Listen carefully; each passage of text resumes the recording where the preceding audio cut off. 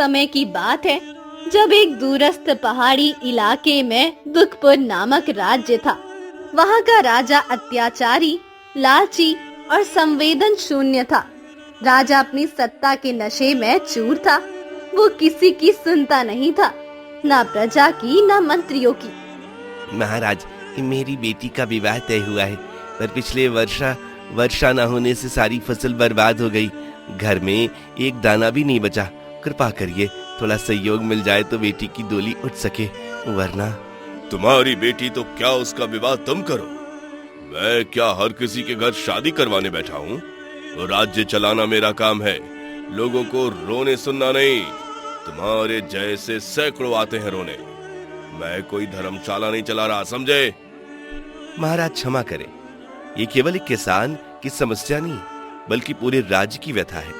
जब प्रजा दुखी हो तो राजा की जिम्मेदारी बनती है। मंत्री, मैं राजा हूँ या तुम? राजा वही करता है जिससे प्रजा को लाभ हो। इस भिखारी की मदद करने से मुझे क्या मिलेगा? कर दे अपनी बेटी की शादी किसी भिखारी से। मेरे दरबार में दया नहीं, फैसला चलता है। और हाँ, जो भी भूखा है वो छोड़ दे इस राज्य को। मैं किसी का बोझ नहीं उठाने वाला। किसान की आंखों में आंसू भर आते हैं। वो चुपचाप सिर झुकाकर लौटने लगता है, लेकिन दरवाजे से बाहर जाते हुए, हे ईश्वर, तू देख रहा है ना कितना निर्दयी है ये राजा, जिसे दूसरों का दर्द दिखाई नहीं देता। एक दिन यह सिंहासन अभिशाप बनेगा। उसके लिए उसका घमंड, उसकी सत्ता सब चूर चूर होगी। तू ही न्याय करेगा, तू ही न्याय करेगा। राजा ने 3 सुंदर स्त्रियों को जबरन रानी बनाया था। वे तीनों रानियां अपने अपने महलों में बंद, दुख से भरी और भय में जीती थी। यामिनी राजा की पहली रानी थी। वो अत्यंत गुणी, विवेकी और धार्मिक विचारों वाली स्त्री थी। वो राजा से सच्चा प्रेम करती थी और हमेशा उसे सही मार्ग दिखाने की कोशिश करती थी। महाराज को कौन समझाए? जो सिंहासन न्याय से न चले वो शीघ्र ही ढह जाता है। प्रजा की आहें कभी व्यर्थ नहीं जाती। राजा सोचता है कि वो अजय है, लेकिन विधि का विधान सबसे ऊपर है। तभी राजा भीतर आता है। फिर वही प्रवचन, यामिनी। मैंने तुम्हें रानी बनाया है, साध्वी नहीं। मेरे फैसलों पर प्रश्न मत उठाओ। मैं वही करता हूँ जो मुझे उचित लगता है। महाराज, एक सच्ची रानी वही होती है जो राजा को सही और गलत का भेद बता सके। यदि आप अत्याचार से राज चलाएंगे तो अंत केवल विनाश होगा, विनाश। सत्ता से बड़ा धर्म है और धर्म से बड़ा कुछ नहीं। मुझे उपदेश मत दो। धर्म? ये महल मेरी मर्जी से चलता है, ना कि तुम्हारे उपदेशों से। मुझे कोई सीख मत दो। यामिनी, जो मैंने कहा वो आखिरी शब्द है। इतना कहकर राजा वहाँ से चले जाते हैं। हे प्रभु, इस अन्याय का अंत तू ही करेगा। कब आएगी वो किरण जो इस अंधकार को चीरकर प्रकाश लाएगी? हर दिन ये महल एक कैद खाना बनता जा रहा है। फिर ऐसे ही कुछ दिन बीत जाते हैं। फिर एक दिन, मंत्री जी, बहुत दिन हो गए। आज मन शिकार को लालायित है। चलो कुछ शिकार किया जाए। जंगल की सैर और जीवन का स्वाद एक साथ। जैसी आज्ञा महाराज। राजा और मंत्री शिकार पर निकल जाते हैं। शिकार के दौरान राजा की नजर एक सुंदर कन्या पर पड़ती है। मंत्री जी, वो देखो वो कन्या। उसकी सादगी, उसकी आंखों की गहराई मेरे हृदय को स्पर्श कर गई। पता लगाओ वो कौन है। मुझे उससे विवाह करना है। महाराज, आपकी पहले से ही 3 रानियां हैं। ये तो अन्याय होगा। मंत्री जी, मैं राजा हूँ। मुझ पर कोई बंधन नहीं। मैं जितनी बार चाहूं विवाह कर सकता हूँ। मुझे मेरे मन की इच्छा से रोकने का अधिकार किसी को नहीं। राजा स्वयं कन्या के पास पहुँचता है। तुम्हारा नाम क्या है? तुम्हारा सौंदर्य मेरे हृदय को मोह गया है। मैं तुमसे विवाह करना चाहता हूँ। क्या तुम मेरी रानी बनोगी? महाराज, मैं सुधा हूँ। मैं एक गरीब किसान की बेटी हूँ और अपने पिता की एकमात्र संतान। मुझे उनका साथ देना है, विवाह नहीं कर सकती। मुझे ना कहना आसान नहीं। यदि तुमने विवाह से इनकार किया तो तुम्हारे पिता को मृत्यु दंड मिलेगा। उनके खेत जब्त कर लिए जाएंगे और उन्हें कारागार में डाल दिया जाएगा। सोच लो, एक निर्णय तुम्हारे पूरे संसार को बदल देगा। सुधा डर के मारे कांपती है, आंखों से आंसू बहते हैं। फिर मैं विवाह के लिए तैयार हूँ महाराज। राजा सुधा से मंदिर में विवाह करके महल लाता है। सभी रानियां ये देखकर स्तब्ध रह जाती है। यामिनी, इसका स्वागत करो। ये तुम्हारी नई सहरानी है। अब इसका भी स्थान इसी महल में है। राजा चला जाता है। यामिनी स्तब्ध खड़ी रहती है, फिर धीरे से पास आती है। दीदी, मुझे विवाह नहीं करना था। महाराज ने मुझे विवश किया। मेरे पिताजी की जान की धमकी दी। मुझे समझ नहीं आ रहा, मुझे कुछ समझ नहीं आ रहा, मैं क्या करूं? सुधा, हम सबके साथ भी यही हुआ। हम भी नहीं चाहते थे ये जीवन, पर जो राजा चाहता है वही होता है। अब हम एक दूसरे का सहारा बनेंगी, यही हमारी शक्ति होगी। एक दिन दरबार में हलचल होती है। एक सैनिक हांफते हुए आता है। महाराज, राजकोष में धन की भारी कमी हो गई है और कुछ किसानों ने इस बार कर नहीं भरा है। क्या? किसने ये दुस्साहस किया? कर नहीं भरा? कैसे संभव है ये? महाराज, कुछ किसान कह रहे हैं कि फसल नहीं हुई और उनके पास देने को कुछ भी नहीं बचा। मुझे बहाने नहीं सुनने। जो कर नहीं दे रहा उसे पकड़कर दरबार में पेश करो। उनकी हिम्मत कैसे हुई इनकार करने की? महाराज, मजदूर कह रहे हैं उन्हें महीनों से मजदूरी नहीं मिली, घर में भुखमरी है। सभी को दरबार में लाओ अभी। दरबार में गरीब किसान, मजदूर, महिलाएं और बच्चे खड़े किए जाते हैं। महाराज, इस साल बारिश नहीं हुई, खेत बंजर हो गए, पेट पालना मुश्किल है, कहां से कर दें? राज्य का नियम है, कर हर हाल में देना होगा, नहीं तो राज्य छोड़ दो। महाराज, मेरे बच्चे 3 दिन से भूखे हैं, एक मुट्ठी अन्न तक नहीं है। हमसे कर मांगिए मत, हमें बस जीने दीजिए। अगर कर नहीं दे सकते तो जाओ, ये धरती तुम्हारी नहीं। हम तुम्हारा घर, खेत, मवेशी सब जब्त कर लेंगे। हमने दिन रात खून पसीना बहाया है और अब आप हमसे ही छीनने चले हैं। हम क्या करें महाराज? क्या मर जाएं हम?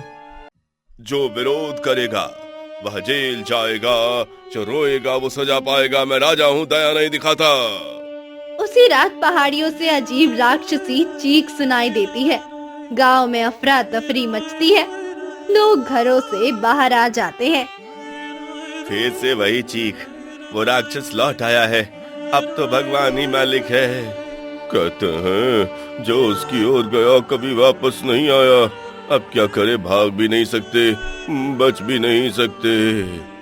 हमारा राजा तो सुनता ही नहीं, उसके लिए हम बस कर चुकाने वाले जानवर हैं। हमने तो बस 2 वक्त की रोटी के लिए जीना चाहा था, अब ना जाने किस राक्षस की भेंट चढ़ना होगा। चलो राजा के पास, कभी कभी मौत से लड़ना जिंदगी से हारने से बेहतर होता है। अगले दिन भरे दरबार में राजा अपने सिंहासन पर बैठा था। चारों ओर मंत्री, सैनिक और कुछ आम लोग खड़े थे। महाराज, राक्षस की चीखें अब लगातार सुनाई दे रही हैं। गांव में दहशत है, लोग रात को जागते हैं, खेतों में काम रुक गया है। अगर यही चलता रहा तो प्रजा टूट जाएगी।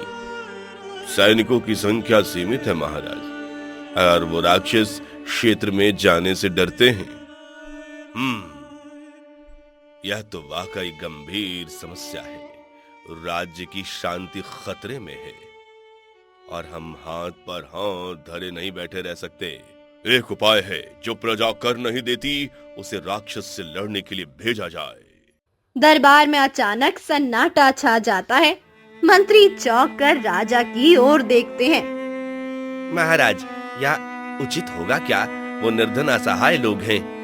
यदि कोई राज्य का हिस्सा है तो उसकी रक्षा करना उसका धर्म है। हम माफ कर देंगे कर, बदले में वो राज्य की रक्षा करे। सौदा तो निष्पक्ष है। महाराज, हम गरीब लोग हैं, हथियार उठाना तो दूर, हमें चलाना भी नहीं आता। हमसे तो खेती छूट गई, अब जान भी छिन जाएगी। हम तो राक्षस से पहले ही मरे हुए हैं महाराज। भूख से तड़पते तड़पते बच्चे भी मर रहे हैं।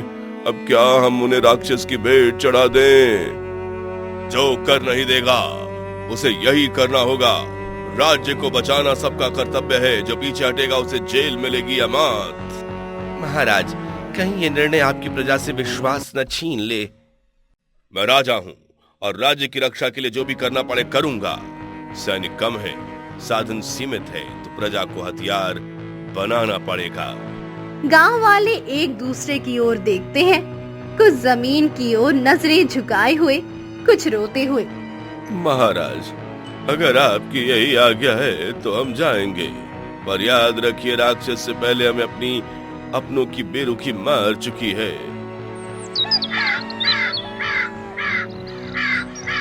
फिर अगले दिन गांव के सभी युवक उस राक्षस से लड़ने के लिए तैयार होते हैं।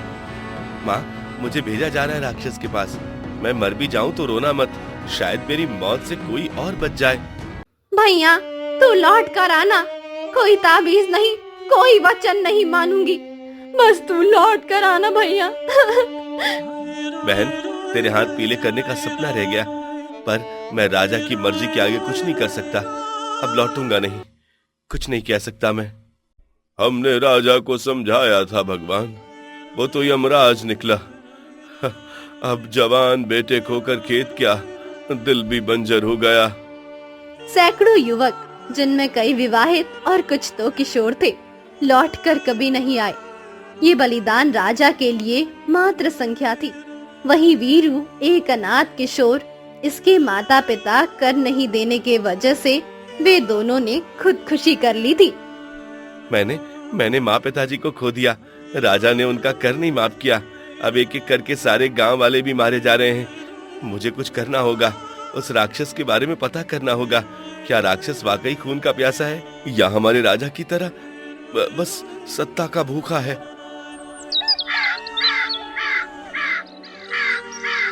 अगली सुबह वीरू अकेले जंगल की ओर निकल पड़ता है। रास्ते में झाड़ियाँ, कांटे और भूख प्यास, लेकिन उसकी चाल में हौसला रहता है। माँ, आज तू होती तो कहती रुक जा बेटा, पर अगर मैं नहीं गया तो और कितने बेटे छिनेंगे। अब डर पीछे है और सच सामने।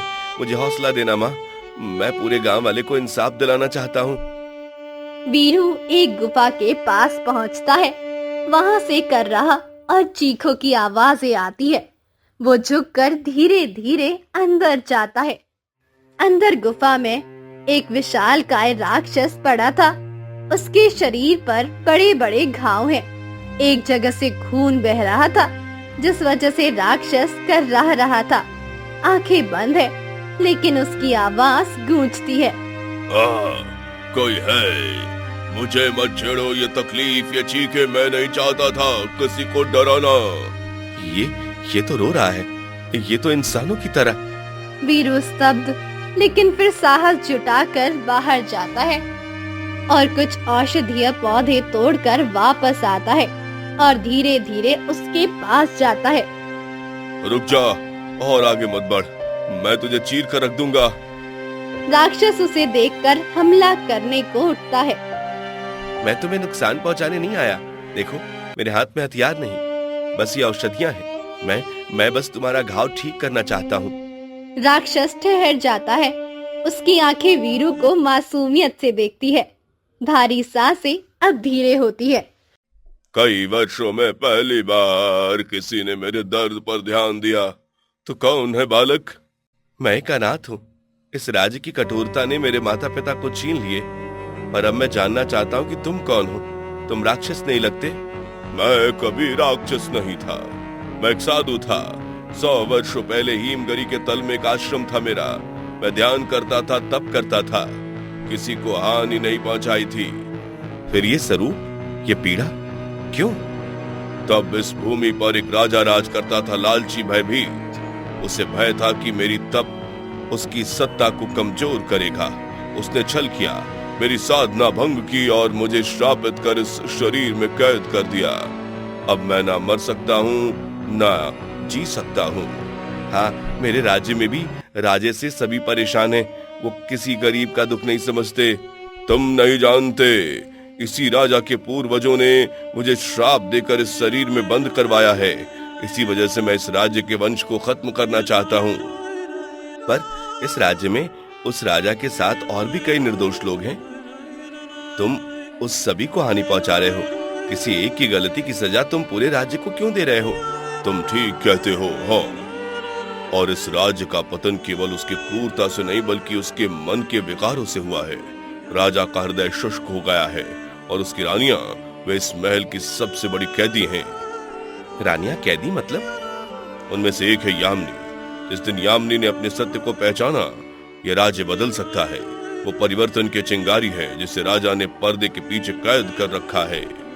तो क्या तुम्हें छुड़ाया जा सकता है इस श्राप से?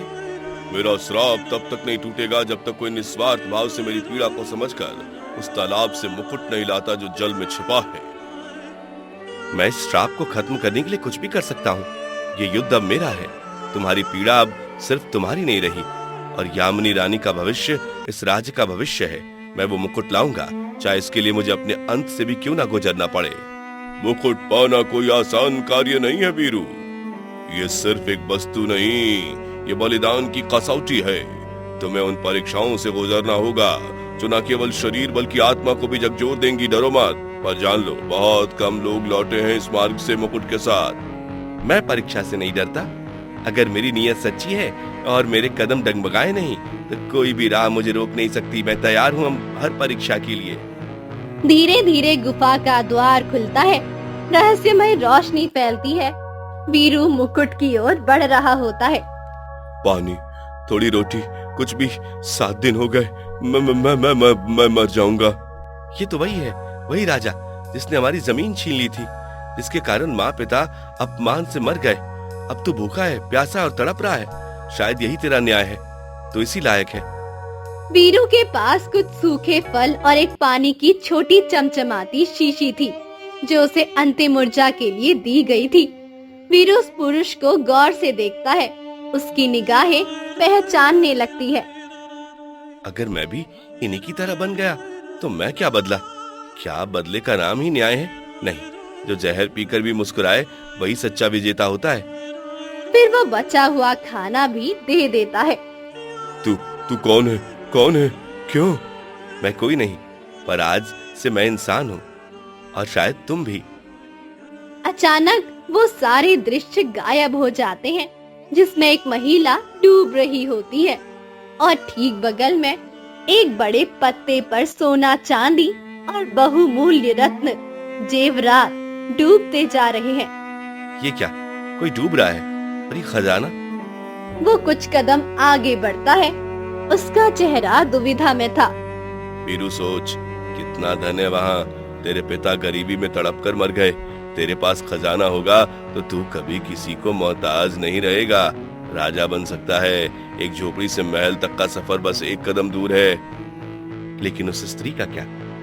पैसा दोबारा मिल सकता है, पर जिंदगी नहीं। अगर तू उसे नहीं बचाएगा तो एक जीवन तेरे सामने खत्म हो जाएगा। क्या तेरी आत्मा ये बोझ उठा पाएगी? क्यों किसी की जान बचाने जा रहा है तू? जब तेरे माँ बाप तड़पते थे कोई मदद करने नहीं आया। अब तू दूसरों के लिए क्यों अपनी जान दांव पर लगा रहा है? बस करो, चुप रहो। यह ना वक्त है स्वार्थ का, ना हिसाब का। अगर आज मैंने आंखें फेर ली तो मैं उस वीरू को खो दूंगा जिसे माँ ने इंसानियत सिखाई थी। मैं खजाने को नहीं, एक जान को बचाऊंगा। वीरू दौड़कर तालाब में कूदता है। वो स्त्री को पकड़ता है और बाहर खींच लाता है। जैसे ही महिला बाहर आती है, उसकी देह में प्रकाश फैलता है और वो एक अत्यंत सुंदर परी में बदल जाती है। वीरू, तुमने धन को ठुकराकर एक अनमोल जीवन को चुना। तुम्हारा दिल सच्चे रत्नों से भी कीमती है। मुझे बताओ मैं तुम्हारे लिए क्या कर सकती हूँ? मुझे ना राज्य चाहिए, ना वैभव, ना अमरता। मुझे बस एक मुकुट चाहिए जिससे वो श्राप मिट सके जो रक्षक के पास है। जिससे साधु महाराज की मुक्ति संभव हो और यामिनी को न्याय मिल सके। तुम सचमुच अद्वितीय हो वीरू। तुम्हारे जैसे दिल वाले अब बहुत कम हैं। तुमने सिद्ध कर दिया कि सच्चा वीर तलवार से नहीं, करुणा से पहचाना जाता है। अब ये मुकुट तुम्हारा है और तुम्हारी किस्मत अब पलटेगी। फिर परी उस तालाब से जादुई मुकुट लेकर वीरू के हाथ में रख देती है और परी वाहन से चली जाती है। इस मुकुट का वजन सोने का नहीं, जिम्मेदारी का है। अब मैं पीछे नहीं हटूंगा। शाप टूटेगा और इस राज्य को उसका न्याय मिलेगा। वीरू मुकुट को दोनों हाथों में संभाले गुफा की ओर बढ़ता है। गुफा के द्वार पर पहुंचते ही कौन है? चले जाओ यहाँ से, नहीं तो मृत्युदंड मिलेगा। मैं वीरू हूँ, जो तुम्हारा श्राप तोड़ने आया है, तुम्हारी आत्मा को मुक्त करने और न्याय की लौ जलाने। वीरू आगे बढ़कर मुकुट सामने रख देता है। ये वही मुकुट है जिसने मेरी आत्मा को बांध रखा था, जिसके बिना मैं चीरकाल तक तड़पता। तू कर पाया ये? मैंने वादा किया था कि तुम्हें तुम्हारा सत्य वापस दिलाऊंगा। अब तुम बंदी नहीं, मुक्त हो। राक्षस जैसे ही मुकुट को पहनता है, उसकी काया से तेज प्रकाश फूटता है और अगले ही क्षण वो एक दिव्य साधु के रूप में प्रकट होता है, शांत, तेजस्वी और सजीव। वीरू, तू केवल एक साधारण मनुष्य नहीं, तो सच्चे अर्थों में इस युग का वाहक है। तेरा त्याग, साहस और प्रेम एक मृत आत्मा को जीवन दे चुका है। अब दुखपुर में नया युग जन्म लेगा और अन्याय का नहीं, करुणा का राज्य होगा। जा, अब महल को न्याय का चेहरा दिखा। वीरू और साधु महल की ओर जाते हैं। राजा सिंहासन पर बैठा था। साधु सिंहासन के सामने खड़ा होता है। राजन, जिसने दूसरों के आंसू को देखा नहीं, अब वही अपनी संतान के लिए तड़पेगा। मेरा अभियान तुझसे तेरे अपने को छीन लेगा। तेरी सत्ता आज ढहने वाली है। कौन होता है तू मुझे श्राप देने वाला? मैं राजा हूँ, मेरे आदेश ही नियम है। तेरे आदेश अब तेरे अपराधों की गूंज बन चुके हैं। जिन रानियों को तूने बंधन में रखा है, आज वो आजाद होंगी। जिस यामिनी को तूने दर्द दिया, वो अब इस राज्य की आवाज बनेगी। तभी रानियां महल के अंधेरे गलियारों से निकलती है, चेहरे पर पीड़ा, पर आंखों में राहत। अब ये सिंहासन किसी एक व्यक्ति का अधिकार नहीं, अब ये प्रजा की सेवा का स्थान होगा। जो सिंहासन आंसू पर खड़ा हो, वो सदा डगमगाता है। ये क्या बकवास है? मंत्री जी, महाराज को पकड़कर कारागार में डाल दिया जाए। इन्होंने बहुत राज कर लिया है, अब राज करने की बारी वीरू की है। अब हमारे राज्य का सारा कार्यभार वीरू संभालेगा और आज से नया राजा भी वही कहलाएगा। मैं कोई राजा नहीं, मैं बस एक साधारण इंसान हूँ, जिसने दर्द में करुणा देखी, न्याय की उम्मीद ढूंढी। और अगर मैंने कुछ किया तो वो सिर्फ इसलिए कि आप सबको आपका हक मिल सके। वीरू, तुम्हारे जैसे दिल वाले लोग ही सच्चे राजा होते हैं। हमारा और बाकी तीनों रानी का कोई पुत्र नहीं है, लेकिन आज से तुम ही हमारे पुत्र हो। तुम ही इस राज्य के उत्तराधिकारी हो। आप सभी का दुख के दिन कट गए। आप सिर्फ सुखी सुख रहें।